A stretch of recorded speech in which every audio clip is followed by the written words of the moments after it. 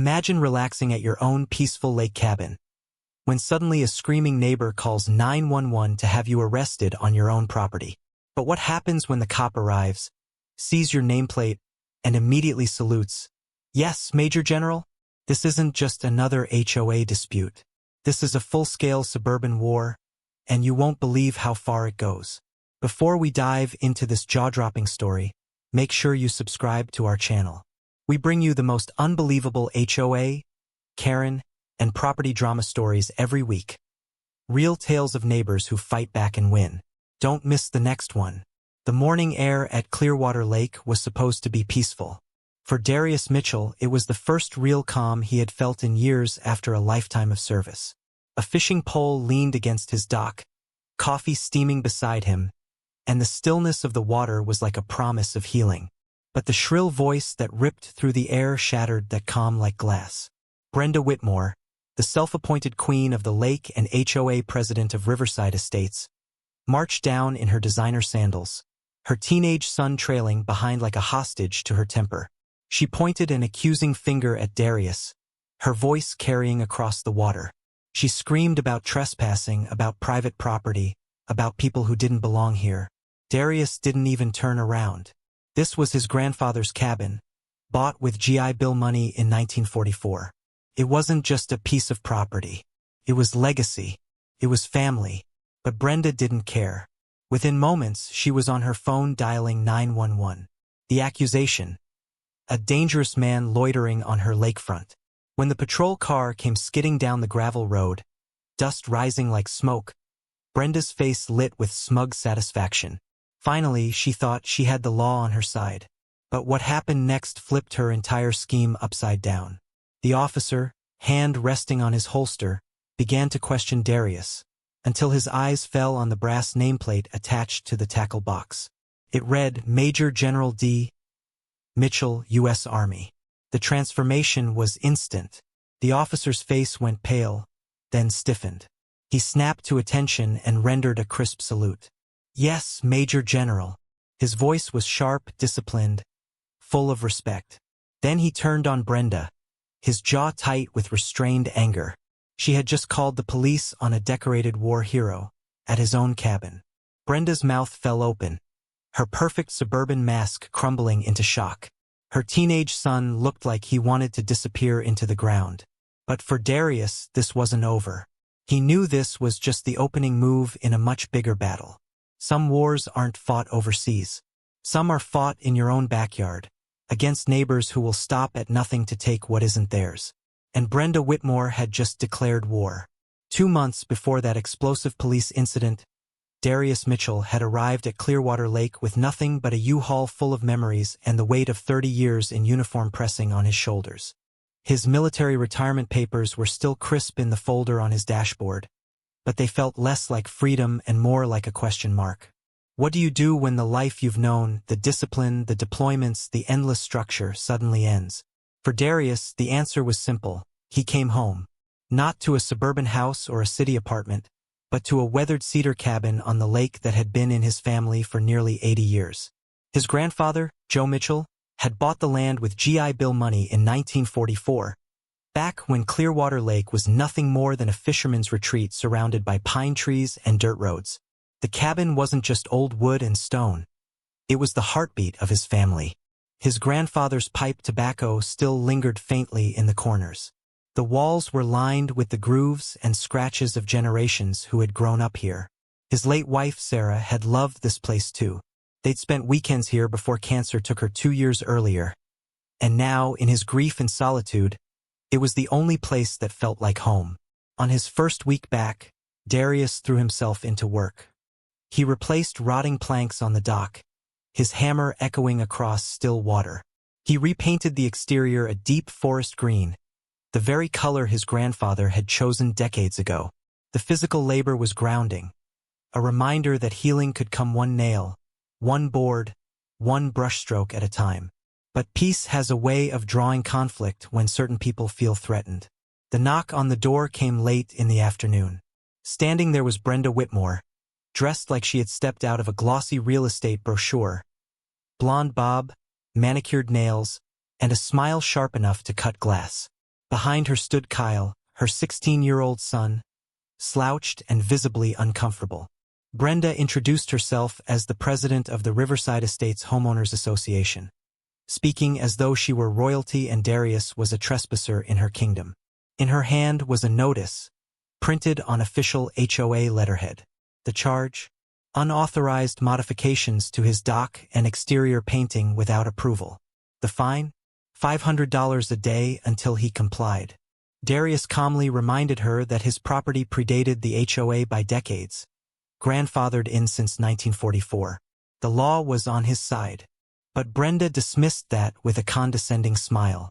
That grandfathering doesn't really apply anymore, she claimed. We've modernized the standards. Her voice dripped with faux concern, but her eyes revealed something colder. A hunger for control, maybe even profit. And then she delivered the offer.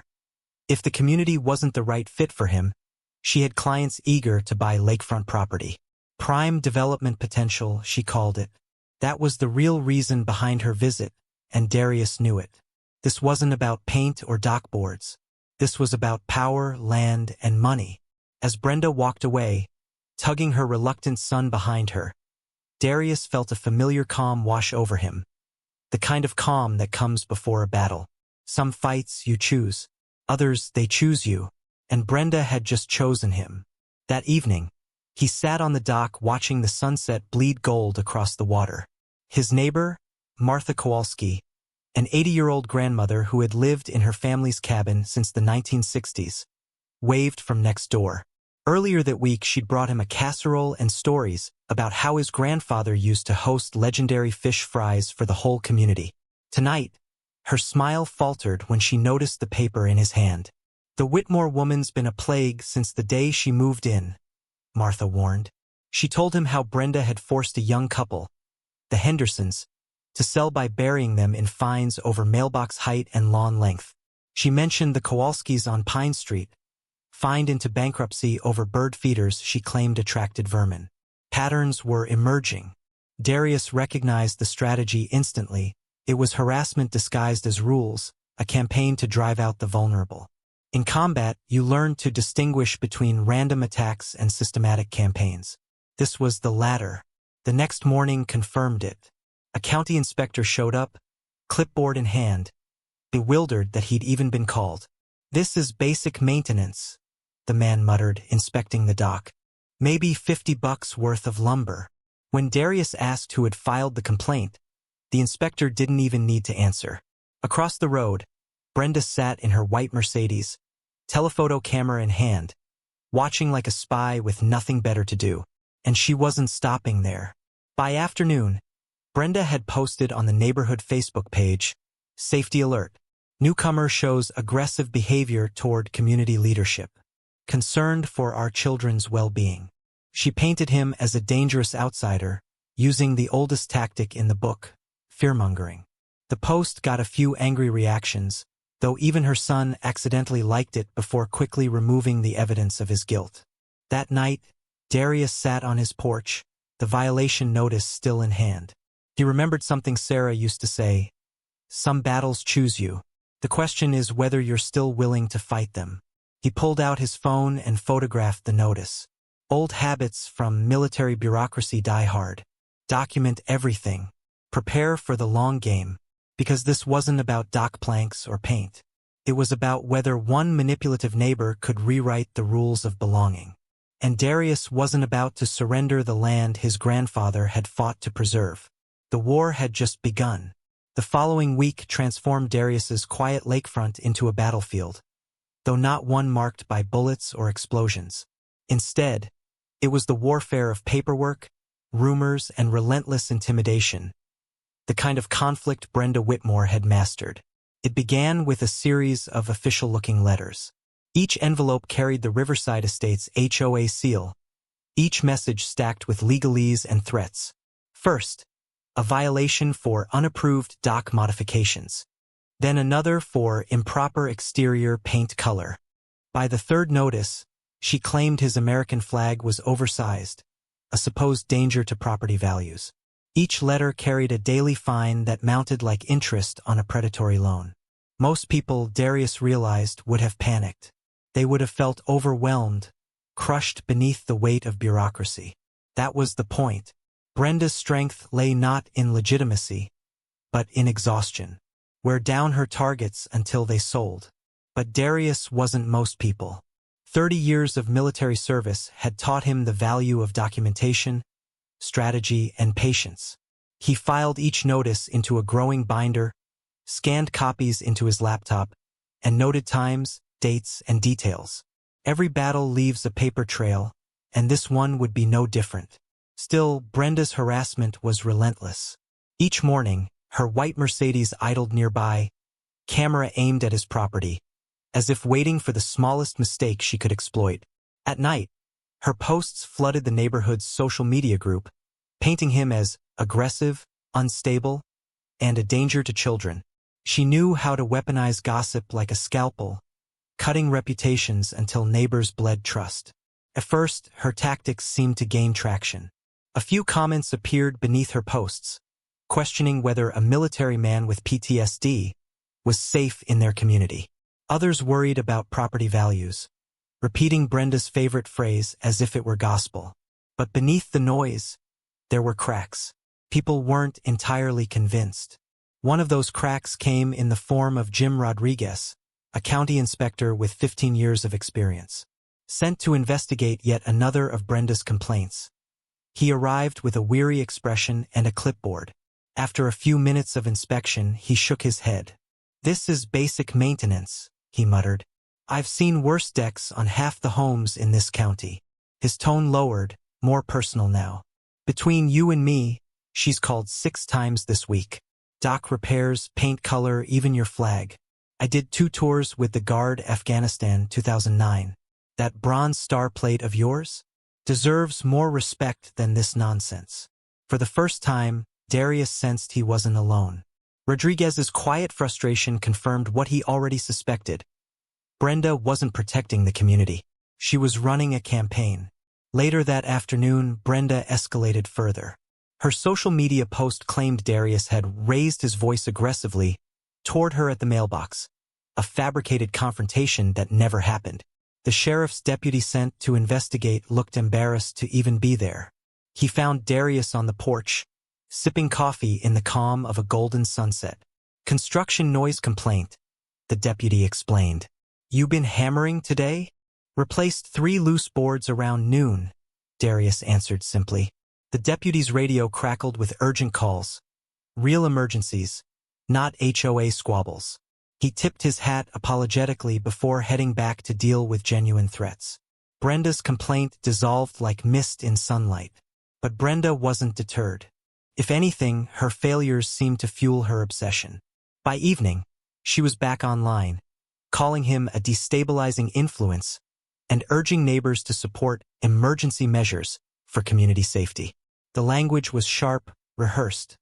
Not the ramblings of a concerned resident, but the tactics of someone who'd played this game before. And then came the Whisper Network.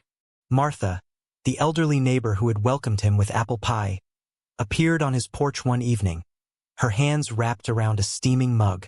Her voice trembled with both anger and memory. "She's done this before, you know," Martha confided. "The Hendersons, a young couple expecting their first child. Brenda cited them for mailbox height, lawn length, parking their own car in their own driveway.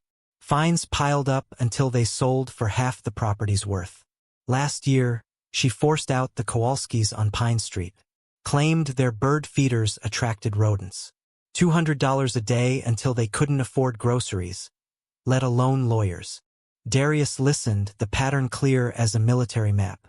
This wasn't random harassment. It was systematic. Vulnerable families were her prey. Young couples, elderly residents, people without resources to fight back.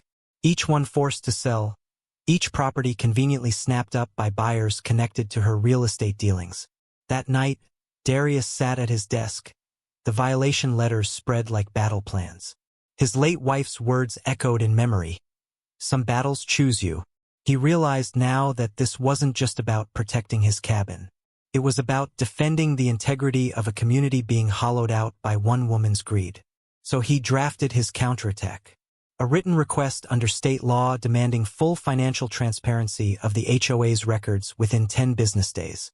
Most corrupt boards, he knew, crumbled under scrutiny. Sunlight was the best disinfectant, and Brenda had built her empire in shadows. As he sealed the envelope, the strategy crystallized in his mind. Brenda thought she was the hunter, but she had just cornered someone who understood warfare in all its forms, even the bureaucratic kind. The game had shifted. From here on, Darius wasn't merely defending himself. He was preparing to dismantle her entire operation, piece by piece.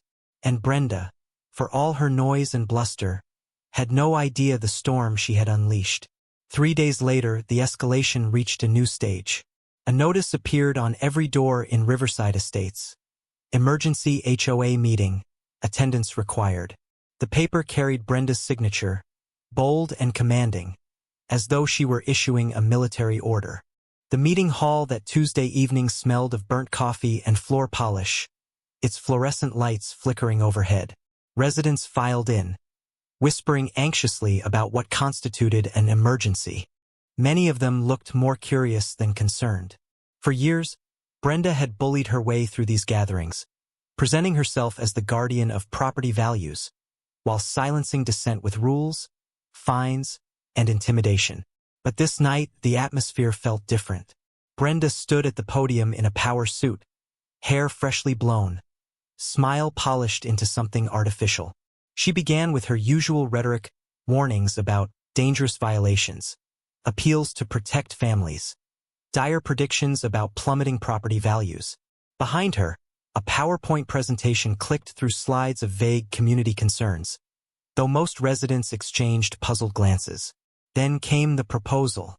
Brenda called for new emergency rules, pre-approval for all property modifications, regardless of grandfathered status, retroactive fines of $5,000 for any existing, unauthorized improvements. In other words, sweeping power to punish nearly every family in the community. The room stirred uneasily. For decades, Clearwater's older properties had been exempt from such micromanagement. That grandfathered freedom was what drew many residents here in the first place. To take it away now felt like betrayal. In the back row, Darius rose. Calm, steady, voice carrying authority, honed by decades of command. He reminded the room that state law required 14 days' notice for such sweeping rule changes. This meeting, he stated, is procedurally invalid. The words landed like artillery. Brenda's smile faltered, cracks spiderwebbing through her mask of confidence. Several residents nodded, whispering among themselves. Even the HOA secretary, usually timid, compliant, cleared his throat and confirmed the law. Motion postponed. It was the first time Brenda had been openly challenged, and she didn't hide her fury. Papers slammed into her binder, lips pressed into a thin, shaking line. Her eyes scanned the crowd until they locked on Darius, cold and sharp with the promise of vengeance.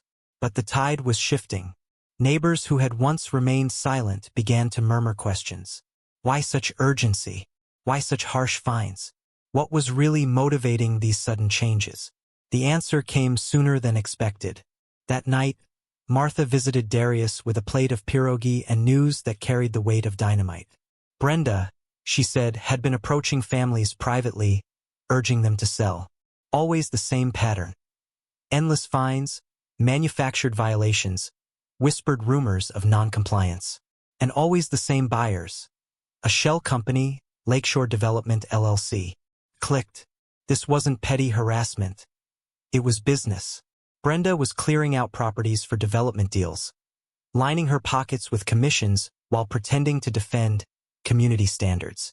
Families weren't simply unlucky targets. They were assets in a portfolio, pawns in her profit scheme. The pieces fit too neatly to ignore. The Hendersons, forced out after mailbox disputes. The Kowalskis, driven to financial ruin over bird feeders. Elderly couples, young parents, military veterans, all systematically pressured, all selling at a fraction of market value. And now, she had set her sights on him. But Brenda had made one critical miscalculation. Unlike her past victims, Darius wasn't isolated. He wasn't afraid of paperwork or reputation attacks. He was a strategist, trained to uncover patterns and dismantle hostile networks. His next step was clear. He filed a formal state oversight complaint, demanding investigation into the HOA's finances. He began compiling evidence, violation letters, social media posts, surveillance footage from the cameras he'd installed around his property. Every insult, every false accusation, every act of sabotage was documented, time-stamped, and stored. The following morning, Brenda retaliated. A private investigator appeared at his door, nervous and apologetic, carrying a manila folder. "Hired to dig into your background," he admitted. But within minutes of conversation, the truth emerged. Once the investigator realized who Darius was, decorated Major General, Bronze Star recipient, Purple Heart veteran, his loyalty shifted. "Sir," he said, "with respect, I don't want any part of this." By afternoon, Brenda was left without her hired gun. But instead of backing down, she doubled down. A new police complaint landed on the sheriff's desk. Brenda accused Darius of threatening her at the mailbox, fabricating words he never spoke. The responding officer happened to be the same young deputy who had first arrived at the cabin weeks earlier, Officer Johnson. But now Johnson's tone was different, respectful, cautious. He'd learned the truth about who Darius was, and more importantly, he'd learned about Brenda's track record of false reports. "Between us," Johnson admitted quietly, "her name comes up a lot in our system. Always complaints, always disputes. Sir, document everything. This isn't the first time, and it won't be the last." That evening, Darius sat at his desk surrounded by files, the quiet hum of his laptop filling the room. He pulled up the state's Freedom of Information portal and filed requests for every police report Brenda had made in the past 2 years. If she had turned law enforcement into a weapon, he would turn her own history into the evidence that unraveled her. As the requests went through, he leaned back in his chair. He thought of Sarah, of her words urging him to fight the battles that mattered. He thought of his grandfather, hammering this cabin into existence with GI Bill money and stubborn determination. This wasn't just about him anymore. It was about every family she had ruined, every neighbor she had driven from their home. And for the first time since returning from war, Darius felt the fire of command return to his chest. Brenda thought she was orchestrating a victory, but she had just walked straight into a counteroffensive she could never have imagined. The war for Clearwater Lake was about to turn. The first cracks in Brenda's armor came not from neighbors, inspectors, or even law enforcement, but from within her own home. Kyle Whitmore, her 16-year-old son, had been watching everything unfold in silence. He had endured her tirades, followed her reluctantly to meetings, and sat awkwardly behind her during confrontations. But as the weeks dragged on, the weight of truth pressed heavier on his shoulders. One morning, jogging past Darius's cabin, he slowed, conflicted. His face carried the look of someone holding secrets too heavy for his age. "I'm sorry about my mom," he finally admitted. His voice cracked with guilt. "She's been different since my dad left. Angry, obsessed." Darius didn't press. Years of leadership had taught him that sometimes silence draws more honesty than questions. And sure enough, the boy continued. "She talks about this big development deal. Says once the lakefront is cleared, we'll never have to worry about money again. She calls people like you obstacles." The word chilled the air between them. Obstacles. Families, homes, histories, reduced to hurdles in Brenda's path to profit. Kyle jogged away, leaving Darius with confirmation of what he already suspected. Brenda wasn't just abusing her HOA power for personal ego. She was executing a calculated campaign, clearing land for a developer who promised her commissions big enough to erase her debts. 2 days later, the Freedom of Information request came back. Dozens of police reports filled the file. Noise complaints, trespassing accusations, suspicious activity calls. 43 separate filings in just 18 months. The pattern was unmistakable. Brenda had turned law enforcement into a personal weapon. But buried in those reports were inconsistencies. Claims filed at times when Darius had proof he wasn't even present. timelines that overlapped with other calls, descriptions that contradicted one another, false reporting, repeated and deliberate criminal offenses in their own right. That same evening, Kyle returned. His eyes darted nervously, but his resolve was stronger. He pulled out his phone. "I recorded something last night," he whispered. On the screen, a voice memo played. Brenda's voice, sharp and confident, filled the air. "The military guy is being stubborn, but I can handle him. Same playbook as before. Complaints, violations, fines. Make his life unbearable until he sells." Another voice responded, deeper, colder. "Timeline is critical, Mrs. Whitmore. We need those properties cleared by spring. Your commission depends on results." Darius recognized the name mentioned, Joseph Chun, head of Lakeshore Development. The mysterious buyer who had been acquiring lakefront properties at suspiciously low prices. The recording was damning. Proof not just of harassment but of conspiracy. Proof that Brenda wasn't acting alone. Over the next week, the evidence poured in. Kyle provided access to his mother's laptop, copying files onto a USB drive. Spreadsheets listed vulnerability factors for targeted families: elderly residents, military veterans, single parents, minorities, people she believed couldn't or wouldn't fight back. Next to each name was an outcome: sold. Martha, meanwhile, began reaching out to displaced families. The Hendersons, who had been forced to sell after endless fines, were living in a trailer park, drowning in debt from legal battles. The Kowalskis had been pushed into assisted living, their retirement savings gutted by Brenda's campaign. The human toll stretched beyond numbers. It was stories of broken families, ruined dreams, stolen security. For Darius, it was the line in the sand. This was no longer a neighborhood dispute. This was systemic abuse, bordering on racketeering, perhaps even federal civil rights violations. And now, with Brenda's own son standing against her, the truth was unstoppable. But Brenda wasn't done fighting. She filed a motion in family court, claiming Kyle was in imminent danger due to Darius's supposed unstable veteran behavior. It was a desperate move, a mother weaponizing her own child in a last attempt to discredit her enemy. The papers appeared taped to Kyle's bedroom door, a cruel reminder of how far she would go. Yet even as Brenda grasped for control, her empire crumbled. Inspector Rodriguez reported that she had attempted to bribe him into citing Darius for false violations, a conversation he had recorded after sensing her corruption weeks earlier. The district attorney now had evidence of bribery, fraud, and conspiracy. Then came the sabotage. One stormy night, Darius's cameras caught Brenda sneaking onto his property, bolt cutters in hand, slicing the ropes of his dock.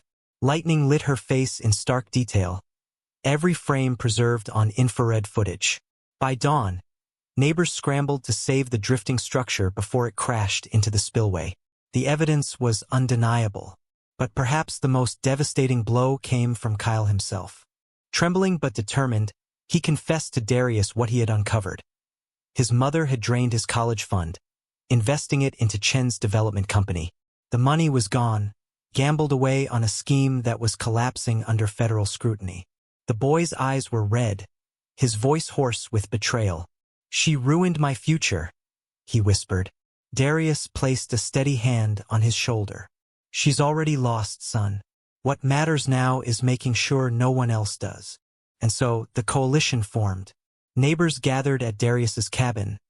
Documents spread across the table like tactical maps. Veterans, displaced families, lifelong residents, each with stories, evidence, and determination. What began as one man's defense had become a community's rebellion. They weren't just fighting Brenda anymore. They were dismantling an entire conspiracy built on greed, intimidation, and abuse. And the final battle was coming. The morning of the reckoning broke with a heavy silence over Clearwater Lake. The storm that had swept through the night left branches scattered across yards and puddles reflecting gray skies. But in the community hall, a storm of another kind was about to unfold, one that no amount of spin or intimidation could contain. The county had called a special oversight hearing after receiving dozens of complaints backed by evidence, photographs, recordings, and financial records.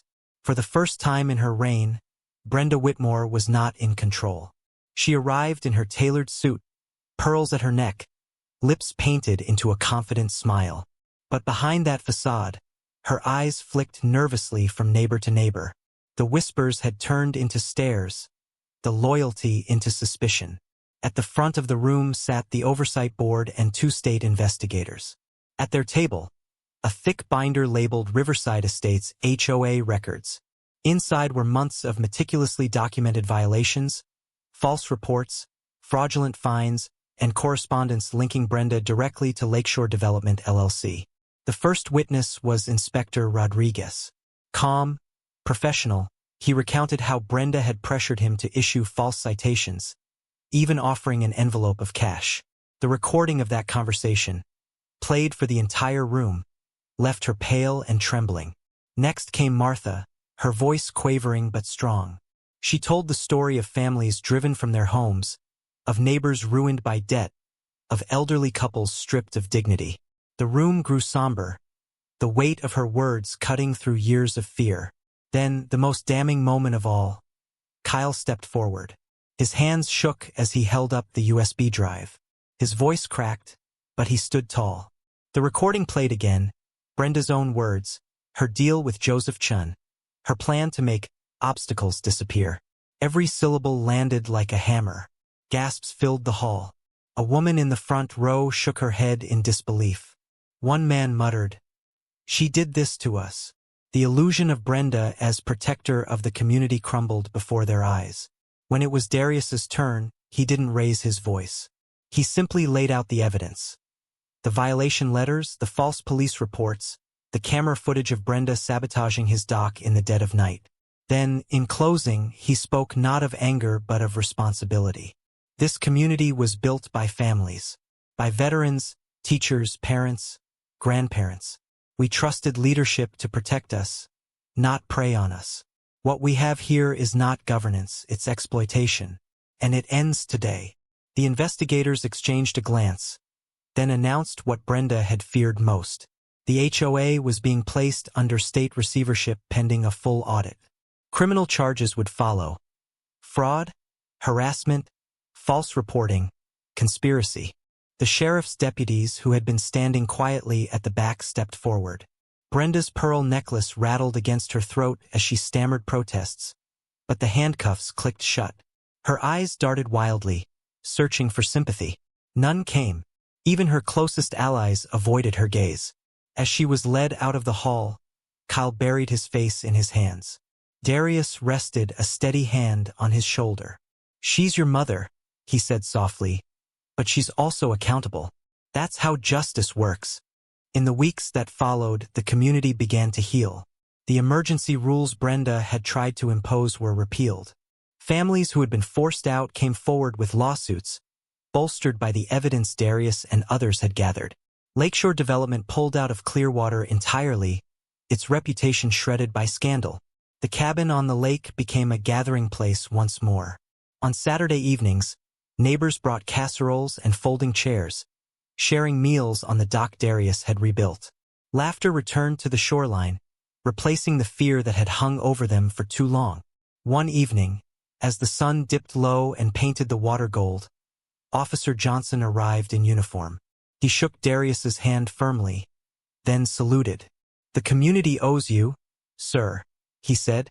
"You didn't just defend your home. You defended theirs too." Darius nodded, eyes fixed on the horizon. "It wasn't about me. It was about making sure no one here ever has to fight this battle alone again." And as the last light of day settled over Clearwater Lake, the truth was clear. The reign of Brenda Whitmore, the self-proclaimed queen of Riverside Estates, was over. What remained was stronger than one woman's greed. A community united, and a legacy preserved. Because some wars aren't fought overseas. Some are fought in our own backyards. And sometimes victory means more than survival. It means justice.